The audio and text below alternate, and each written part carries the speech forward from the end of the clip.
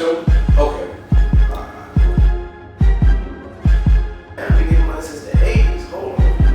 Go ahead, man. Stop playing, man. They gave you a show, man, for real. Yeah, man. It's official. Oh, why? You want me to do what? I'm gonna let Goon Study know.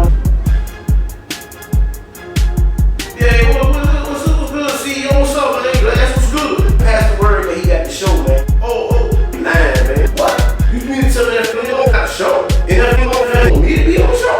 You gonna pass the what? Man, that's gonna be some more money. Alright, I'll do it. I'll pass the word, man. Just give me that loop.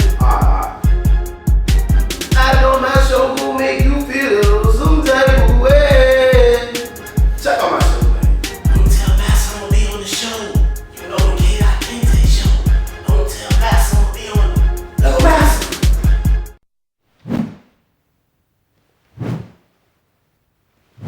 I'm a runaway slave. I'm a runaway slave. I'm a runaway slave.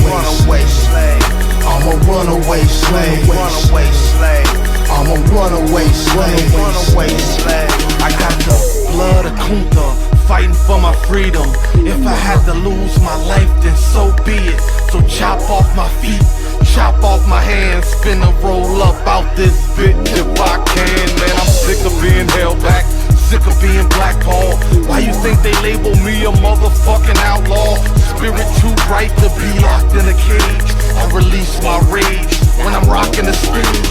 Better yet, cocking the gauge, fleeing the plantation. I do this for lost souls, ducking them drug cases. I'm burning up my papers and making a few changes. I'm dropping my slave name and rocking with my alias. Young know the Pope give hope to young strugglers. You one of us, runaway slaves, you should come with us. Know the Pope give hope to young strugglers. You one of us, runaway slaves, you can come with us. I'm a runaway slave. I'm a runaway slave. I'm a runaway slave. I'm a runaway slave. Your name is Toby.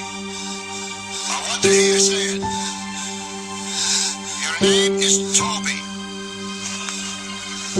You're going to learn to say your name. Let me hear you say it. What's your name? K.Kinte.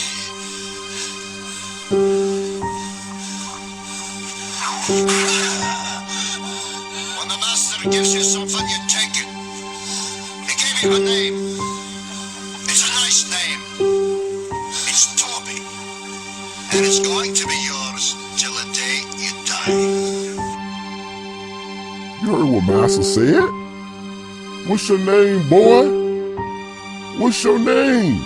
And don't say that K.Kinte shit either, man. Your name is Tony Brown, man. We don't know K.Kinte.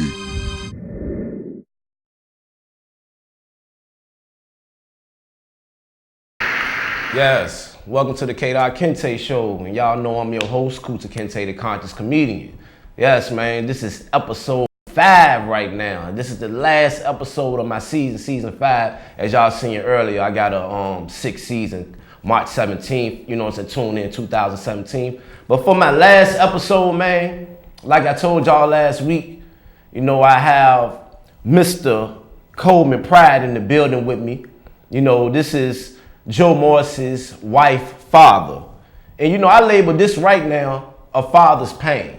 Because, you know, like I said, ladies and gentlemen, I don't have any kids, but I can sympathize with a father's pain right now. And I'm going to introduce Mr. Coleman Pride, and I want him to talk to y'all a little bit and to tell y'all a little about himself, and we're going to get into his story right now. Mr. Coleman Pride. Yeah. How you doing, man? All right, and you? I'm doing so good. I just like to thank you, sir, for just taking your time to come on my show to talk with me about this situation, sir. And I want to thank you for allowing me to come on the show, to allow me to spread the word. Yes, sir. And to allow our people to understand my pain. Yes. And speaking of your pain, you know, because a lot of people out there, you know, was saying, I was putting a couple of posts up a couple of weeks ago, a couple of days ago, I was putting, a couple of posts up. You was on a show before called Let's Get Drunk in public, right? Right. And you was explaining your story as far as with, you haven't seen your daughter and different things. And now let's explain to the people out there the situation that for some of the people in Richmond that really do not understand what's going on. Explain this to these people, Mr. Pride. Well, basically, I'm a father of 7 daughters. I've taken care of every one of my children. Never once have I ever backed up into my responsibilities. Anyone that knows me will tell you I've always taken care. I've never had to have the white man come to my house and tell me how to take care of my children. Okay? I've sacrificed numerous things just to make sure I took care of these children. When I was young, my mother turned around, the first thing she ever told me about birds and the bees was, if you're big enough to be out there doing it, you accept full responsibility. The second thing she told me was, those children do not ask to come here. So I had to honor my mother's wishes. And that's why I'm here today, is to let people know how I feel.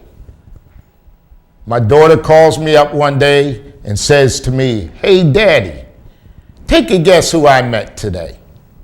I said, "Who, Myrna?" She said, "I met Joe Morrissey." So I said, "All right, just watch yourself." A couple of weeks later, she calls me back and says, "Daddy, he's come by the doctor's office again to get foot treatment." Because she was working at a foot doctor, and he came there, and that's how he ended up meeting my daughter. So I didn't want to cut you off, but she wasn't actually working for him. No. Okay, because some people saying, well, she was working for him and different things. So we clarified that she wasn't working for him at first. Right. Okay, continue, sir. And what happened was, he came in, the first time he ever seen my daughter, and it's all in his Alford plea. It's all documented by the courts. And it's out on our website that says, "Say no to Joe." You can go out there, you can read the actual court document, and you don't have to listen to me as far as what I'm telling you. But once you read this document, you will understand my pain. I mean, sir, Mr. Pride, I didn't mean to cut you off, but I read some of the documents, and I can definitely sympathize with your pain even more and more now as I was, just going over with a lot of the documents that's out there, man. I mean, a lot of people wouldn't even believe certain things. That's why I tell people, some people was coming to me and saying, "Well, man, he's Joe Cool, man. This ain't about cause he white, you doing." No, this is not about a black or white thing, ladies and gentlemen. This is about a wrong and right issue. Like I said before, if it was a black man that was 52 at the time, and it was a white young girl that was 17 at the time, how would that situation go about? Would the black man get crucified? Can we put the shoe on the other foot? I just want people to sympathize like that, because it's not about a black and white issue, but let's be real now too. You can continue, Mr. Pride. And what had happened was, the first time he seen my daughter at the foot doctor, he made a remark, and the remark was, "Wow, boy." And a lady at the foot doctor says, "Hey, Joe, she's only 17. So when he came up with that story about he did not know how old my daughter was, that was a lie. Secondly, he then turned around. Once she started to go to work for him, she tells me, "Hey, Daddy, I'm going to go to work in Joe Morrissey's law office." I says, "Myrna, let me explain something to you. The word on the street is that Joe's no good around young girls. It's a 9 to 5. That's it." That couldn't have been no more than, I would say, 2-3 weeks. One of my daughters comes to me and says, "Daddy, I think Myrna's fooling around with Joe." I said, "Well, I have no proof of it." So one day she calls me up. Myrna says, "Hey, Daddy, I want to go out to dinner." It was on a Friday evening. And so I go over to her mother's house, because we're not living together. So I go over to take her out to dinner. And I'm sitting on the couch, and it turns around. She comes down the stairs, and she heads to the door. I says, Myrna, where you going? She says, oh, I don't want to go out to dinner. I'm going to go out with my friends. Lo and behold, her sister's out there. And I didn't have knowledge of that. So I said, all right, go ahead. You're young. I understand children's change their minds. So then I turn around, I get up and I leave. So about another hour later, my daughter calls me and says, hey, Daddy, they're down here at some place called the Riverboat having dinner. I says, well, there's nothing I can do. They're in a public place. This was that first date. I'm not sure if it was the first date or second date, Okay. but this is where now things start coming to light. And at the time, she was 17. She was 17 at the time. At that time. Okay. Her birthday's in March. Okay. This all went down in August. So after that, my daughter calls me back a little while later and says, hey, Daddy, they're leaving the restaurant. She happens to notice that Joe turns around, gets in his car, my daughter gets in her car, and they go on down the road, following one another. And they were so much in lust at the time that they didn't even look in the rearview mirror to see my daughter. They get up to, I think it's Virginia Commons, where he was living at the time. My daughter calls me up and says, Daddy, they're up here at his house. Now it's about 11 o'clock that evening. I says, all right, I'll be right up. I get up there. I realize it looks like a little gatehouse, so I know who I'm dealing with. So I said, I'm not going in there. I call Henrico Police Department, and I asked them to come and escort my daughter out there and bring her to me. Lo and behold, once again, as a lawyer, he comes up with a story that there were two women there with my daughter and that they went to the store. But she's there with him.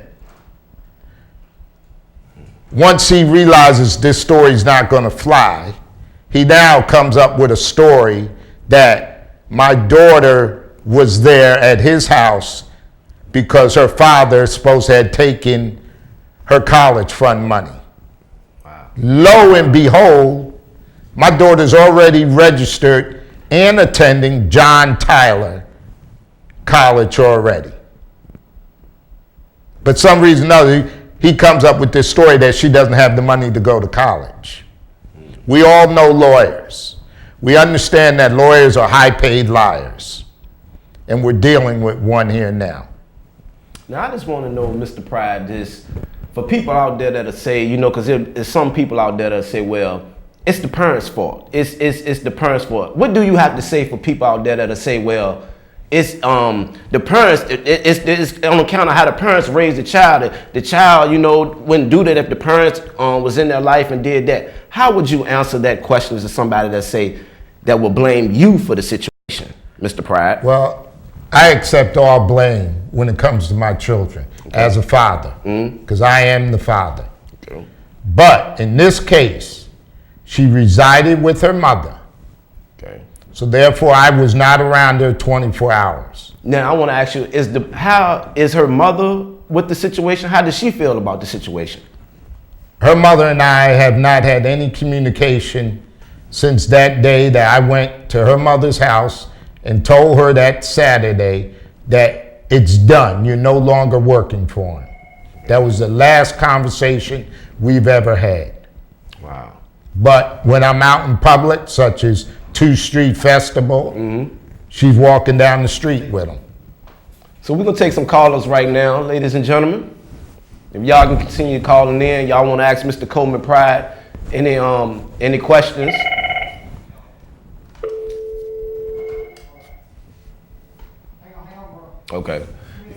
Okay, we got 2 minute callers coming up. We continue to go on with your story though, Mr. Pride, because like I always say, I sympathize with a father's pain. I don't have any kids out there, but I sympathize with your pain though right now.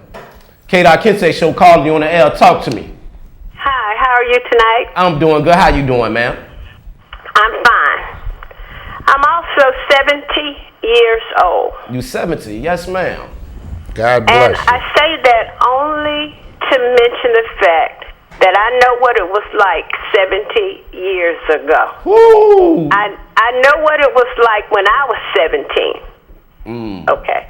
Yes. And the thing that bothers me is that we have a lot of people who are African, well, I hate to use the term African American, a lot of Negroes who are saying that, they're going to vote for Joe. They don't even, they have no idea. They do not understand what has happened to us over the years. Ma'am, I don't want to cut you off. Say that one more time, because I have a lot of young generation that's looking at me. And yes. they think that's the answer. So please say that again from an elder that's 70 years old. Can you state that again, ma'am? Yes. I remember when I was 17, and the youngsters these days don't remember what it was like 70 years ago. They don't realize what it was like 100 years ago. They don't realize that we are not being treated much differently these days than we were back in the 50s. When I was 17 years old, I was going to go to college, so I went to see my sister in New Jersey. And I was supposed to stay with her that summer, make some money so that I would have some spending money to go to college with when I came back home. I went to keep this white man's children, the white man's children. And as he was talking to me, it sounded pretty good. You come and you might stay 5 days and then 2 days off because he worked. And he needed somebody to stay. He did not have a wife. But what he added on to the end, and this is what I want people to remember because this stuff was happening. He said to me that if you have sex with me, every time you have sex with me, I'll pay you $5 more. But see, people don't understand that these things are happening now. They happened before. If you look into almost all black families, you'll see one out of the family very light skinned, okay? And that usually came as a result of the young woman working in the house of a white person, because during those times they were basically domestics, and the husband in the white family was having sex with the Negro maid. Now, that happened with one man who was a racist in the United States Congress. And when he died, and I can't think of his name right now, but he had been giving money to the black woman's children, because she had 3 or 4 children with this man. The same way that Arnold Schwarzenegger was having sex with the maid in his house. Yes, yes. Okay. All of these things are happening, and we have our young black men, whom I love. They have so much talent, so much energy. They have so much going for them, and yet they want to vote for a white man who knew what he was doing. It bothers me that he is supposed to be a mature man. A mature man would not do that. A man of conscience and honesty would not do that. The fact that he says, now I have married her, means that you're thinking about yourself, because you could still lose. You could lose your job. If you're a lawyer and they find this out about you, you could lose your law license. So he may have been waiting, trying to find out how he could keep himself afloat. And it's okay to marry somebody, especially if you can get rid of them soon after.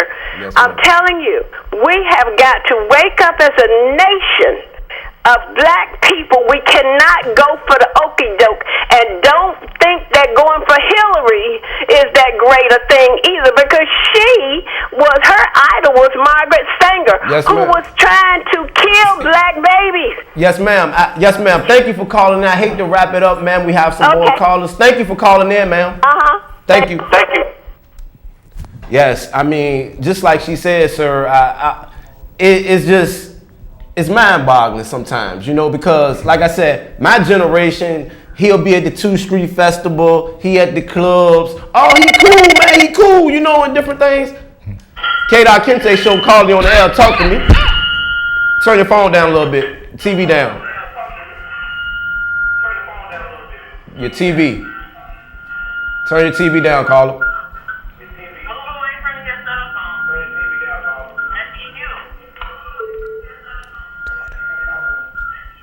Caller? Yes, you on the air? Hi, I have a question, Mr. Pride. What do you think about the mother? Because I have been listening to this story and following you, and it comes down to, like, where I come from, almost like the mother is pimping her daughter to also to get something out of it for herself. What is your opinion? I got to take a deep breath on that one. I have 3 daughters with her. And as a man, I really don't want to speak on that because it is my children's mother. Yeah. I can't stop anyone from making their own conclusion. But I am a man, and I was always taught to respect women and to respect their mothers. K.Kinte Show, calling on the air, talk to me. K.Kinte Show, calling on the air, talk to me. Yo, K.Kinte, Coleman Pride. I'm glad y'all are on TV tonight getting this message about this horrible man out there to the people. And I just hope that everybody knows that there's white people and black people out here working against him because he's trying to exploit the whole city, our whole community. And Coleman, I just hope you could speak to like what other people out here can do to help you get that message across. Well, one of the things I'd like to do is that we can march on him, protest, try to come together with some of the other mayoral candidates and try to work with them and to help them get the word out. You know, it's important that we get the word out. A lot of people know him just from notoriety, and they don't know him from a criminal point of view. And that's why we really need now to get out here, march, protest, and try to see what we can do to possibly get laws passed that these things don't come up again. But we need to start marching now. K.Kinte Show, calling you on the air, talk to me. Oh, yes, sir, I'm going to talk fast. She don't look well. Now, I'm a woman. I'm a black woman. Yes, ma'am. She doesn't look well. She looks like she's been programmed. Mind Her control. shoulders, that. Now, you know what I'm talking about. You know what a proud black woman look like. And with the money and everything, she's underfed. I don't believe she has no voice. You don't know what's going on in that house. So I don't want people to get caught up with some white guy or Jewish guy with a black woman. It's still slavery. Your daughter, she doesn't look happy. And sir, I can tell you something is wrong. Something evil. And I hate to do this to you. But you feel me. You feel me. You know I'm telling the truth. But she don't know what to do. You don't know what kind of papers. Now you got babies by, because they've been raping us forever. But see, you don't know what he had done or signed or you don't know nothing, sir. But I'm praying to God for your child. That's your child and your grandchildren. But I looked at that poor little young girl. He was standing and she was drooped over like she was in Somalia, Africa or something. There's no life in her eyes and her heart and her spirit, sir. I feel you because I'm a black woman. I've been here a long time. He ain't gonna marry no real black woman because I'll kick his ass. Now, they don't want no real woman. They want people they can control. And that's your baby, sir. That's your baby. I'm not voting for him. I'm not going to vote for anything that's evil because she didn't look well. She's not eating. Her shoulders are all sloped over. See, and I got eyes to see. I see a many things. Kidnap her and take her away, sir. Bless you. I'm going to hang up. Thank you, man. Thank you. Thank you, man. Man, and you know, now speaking of, like I said, your daughter and her grandkids, Mr. Pride, when the last time have you actually seen your daughter and your grandkids? Have you seen them? Or I've seen them as afar. Okay, so you haven't held your grandchildren? I have not held them, let alone been introduced to them. My daughter always used to turn around every morning, even though her mother and I were not together. Every morning she would send me a text, and I still have it in one of my old phones. And when I can't fight the fight that day, I go and look at that phone, and it says, "Daddy, I love you." And I always reply back, "Daddy always loves you." And every night, before I get undressed, I keep her first kindergarten picture when they make them with the snowflakes. And every night I see this little 5-year-old child, my baby. And for this man to do it, and for society to accept this, it hurts. Hurts dearly.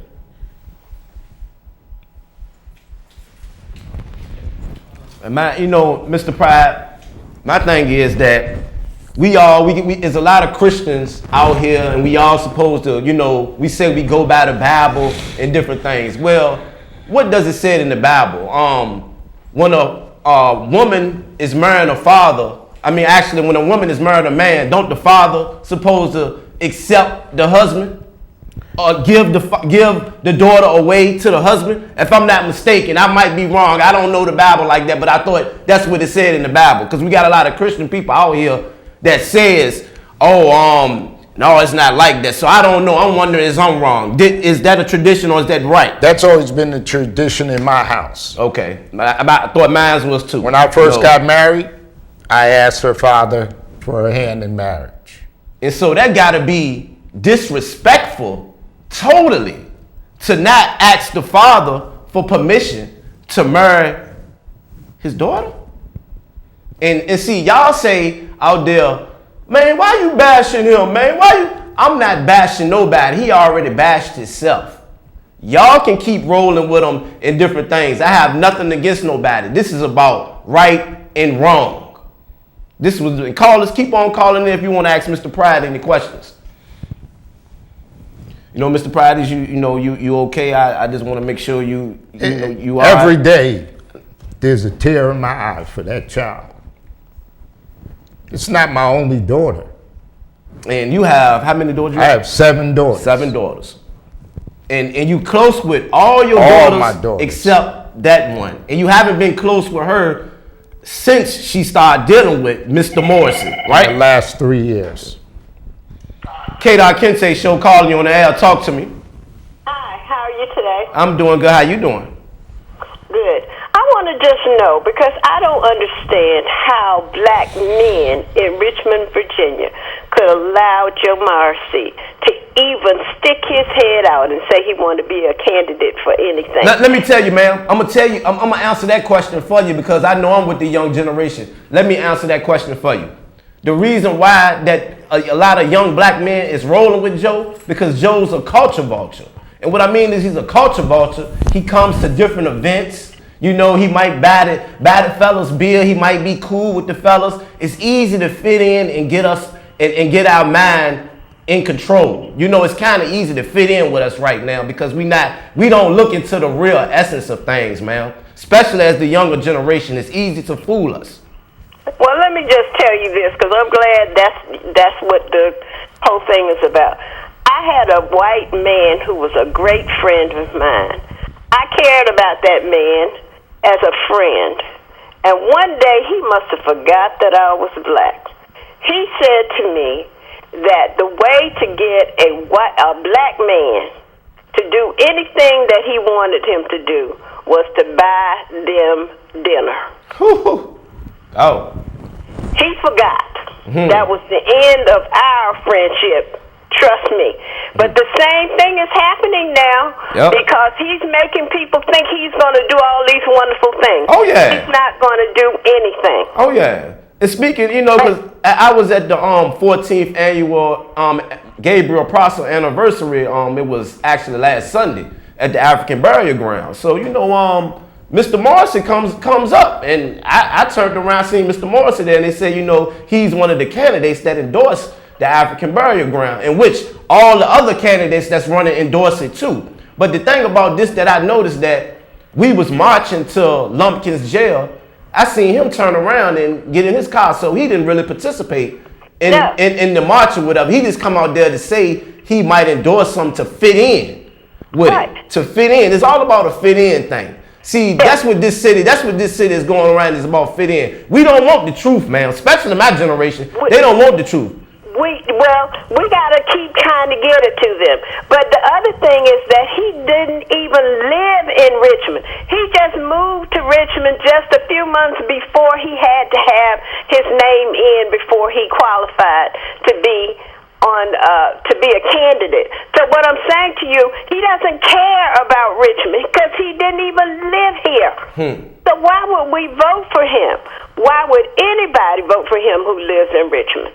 I just thought I'd bring that out. But if you could just talk to the black men of Richmond and tell them how we as women want to be protected from anybody. We don't care what they say. Are we so stupid that we believe the masses' lies? Thank you, ma'am. Thank you so much. Oh, thank you, callers, for calling in. There's been some powerful, deep callers right now. I have Mr. Coleman Pride on right now.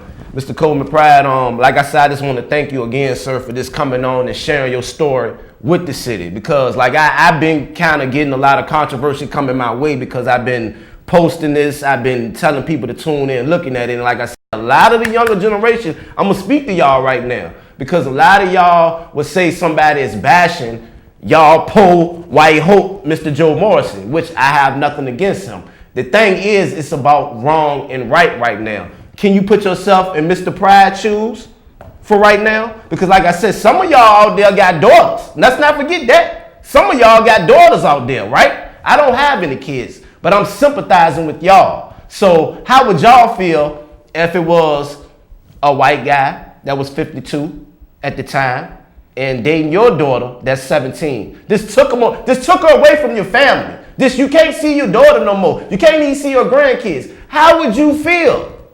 Because everything is cool when he at the 2 Street, ain't it? It's cool when he popping bottles with y'all, ain't it? Cool. It's cool.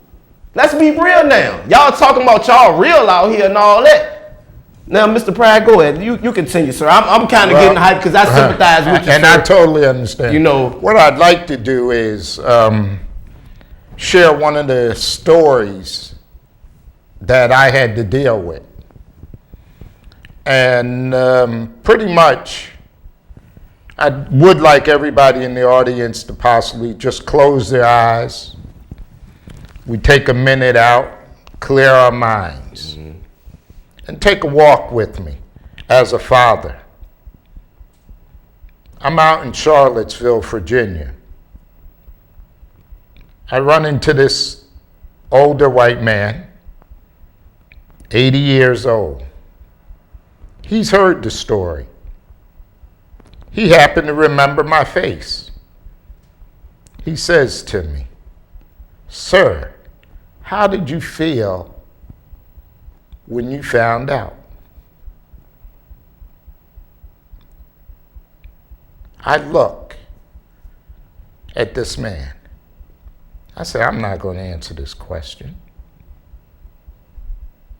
All of a sudden, as we go through life, we have a little birdie on one shoulder, another birdie on the other shoulder. One is telling me, don't tell him. Another birdie on the other side is hollering at me, tell him, tell him.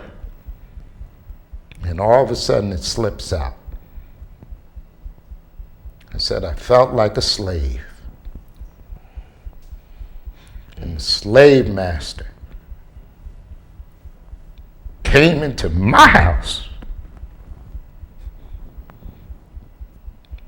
and took what he wanted. Now, Phil, just walk back through that again with me. The slave master walks into your house, takes your young daughter, and does what he wants. Boasts about to his friends what he did with her. Then takes nude pictures of her and sends them to his friends.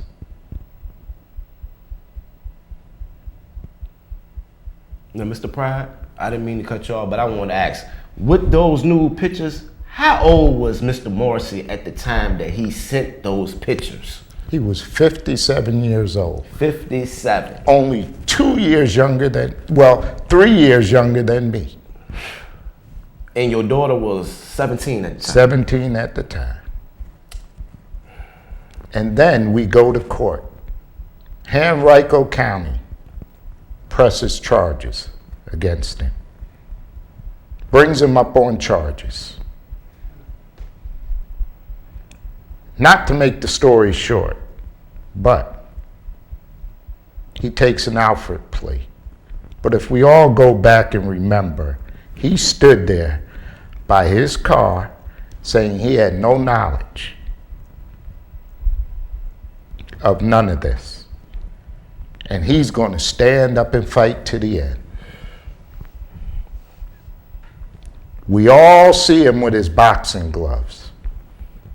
So-called fighter.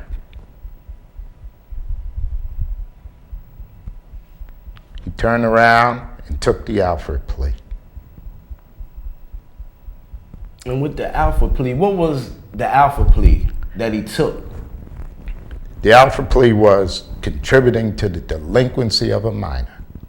Contributing to the delinquency of a minor. 57 and 17 at the time.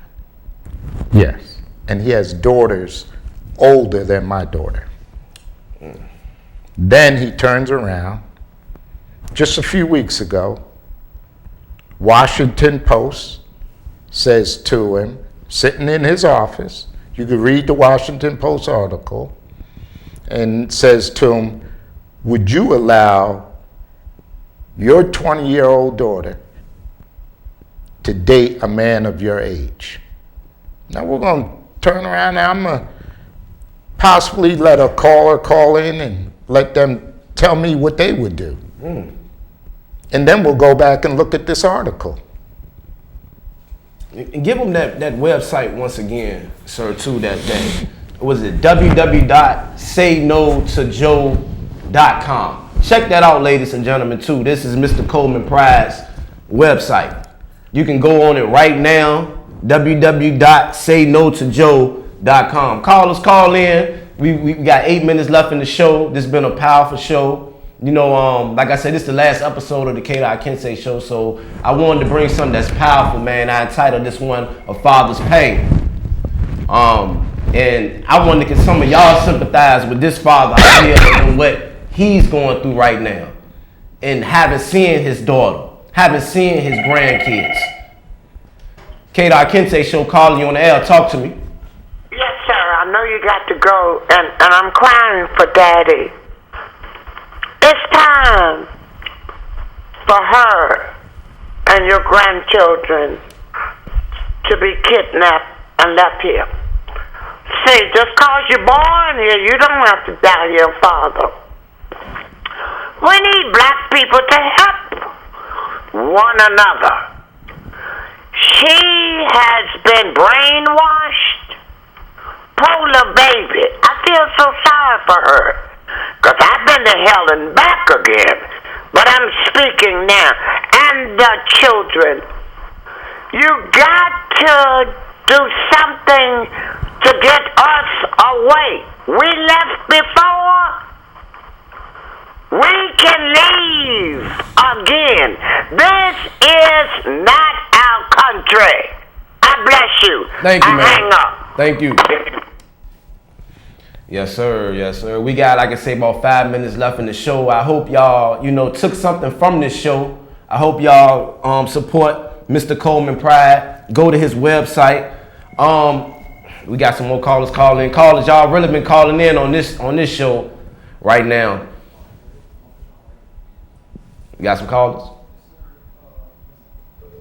One of the things I'd like people to do, hold on, go ahead.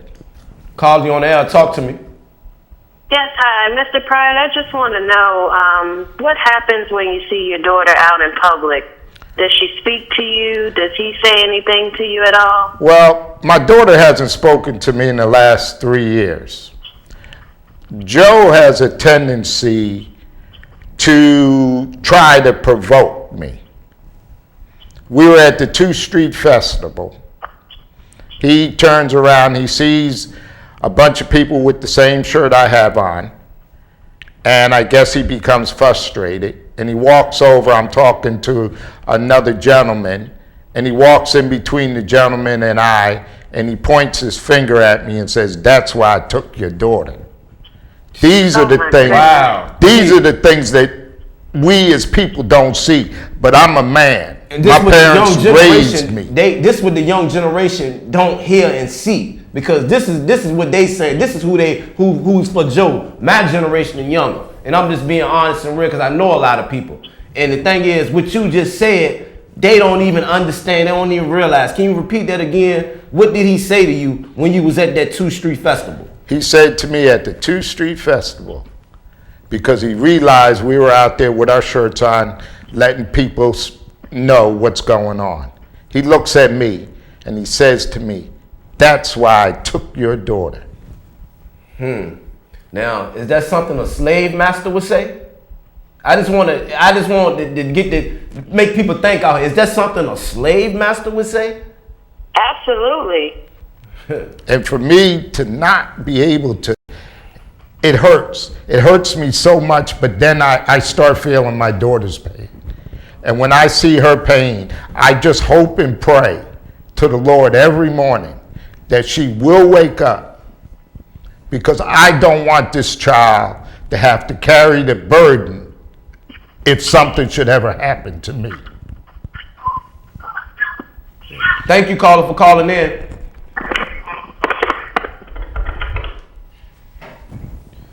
Yeah, I'm sir. That right there just kind of hit me, because we really don't understand the significance.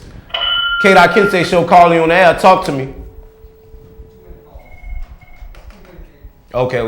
We got 2 minute callers out there. So, Mr. Pride, if you want to say anything, if there's something, if your daughter, if she was watching this right now, what would you want to say to her, sir? All I say to my daughter is that I've raised them well. I've had one daughter that tended to make a couple of mistakes on her road. And when we got her back on track, she says to me, Daddy, it wasn't worth it. And as a father, there was no more to say. And all Myrna has to do is to just come to Daddy, speak to Daddy. We don't have to speak of the past. It's all about the future, making sure she'll be okay when I'm gone. That's all I want. That's all you want. And you know, Mr. Coleman, we got a minute left, ladies and gentlemen, in the K.Kinte Show. We got 1 minute left. Let me get this last caller. K.Kinte Show, call you on the air. Talk to me. Hey, is Mr. Pride there? Yes, I'm here. Hey, Mr. Pride, I just wanted to tell you I really feel for you. But my main question was, now I know she has sisters and a lot of family. How's the family been dealing with it? I've asked them to just step back and live their life, and Daddy will continue to fight for her. So, Because they got to go on. It's a burden I carry.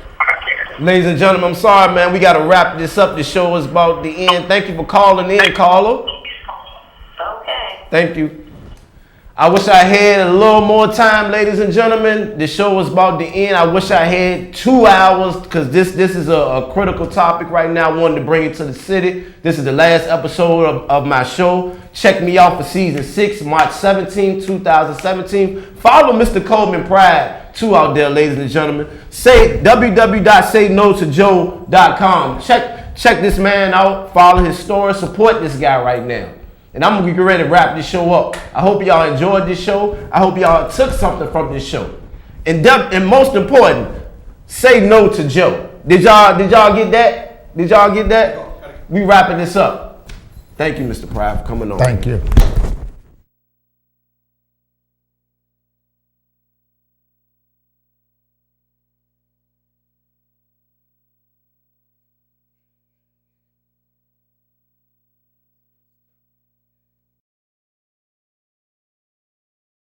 So you mean it's official? It's official. I got my show? Okay. I've been getting money since the 80s. Hold on. Go ahead, man. Stop playing, man. They gave you a show, man, for real. Yeah, man. It's official. Oh, why? You want me to do what? I'm gonna let Goon study though. Yeah, what's good, CEO? What's up, man? That's what's good. Pass the word, man. He got the show, man. Oh, you lying, man. What? You mean to tell me that you don't got a show? And that you don't have me to be